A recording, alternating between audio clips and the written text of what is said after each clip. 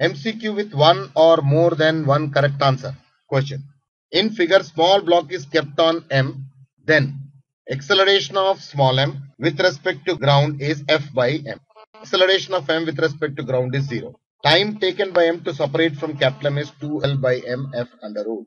Time taken by M to separate from capital M by under root 2L by F. So that means we need to check friction coefficient is 0 here.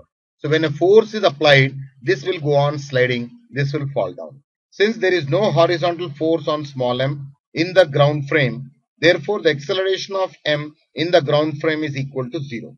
So acceleration of capital M we can write it as, since force F is acting, F by capital M. So acceleration of m is there, but acceleration of small m is 0. So relative acceleration of small m will be F by M. Since there is no horizontal force on small m in ground frame, therefore acceleration of m, small m, in ground frame is 0.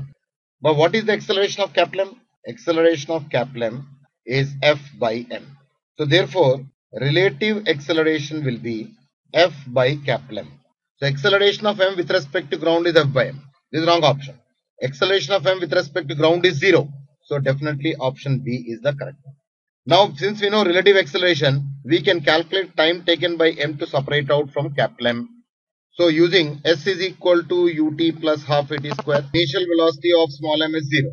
Substituting u is equal to 0 here, and distance S, the total distance which we are going to take, it is L, that is the length of this, 0 plus half of acceleration relative we got as F by M into t square.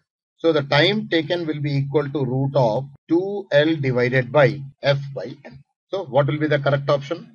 Time taken by M to separate out 2Lm by F. This is wrong option.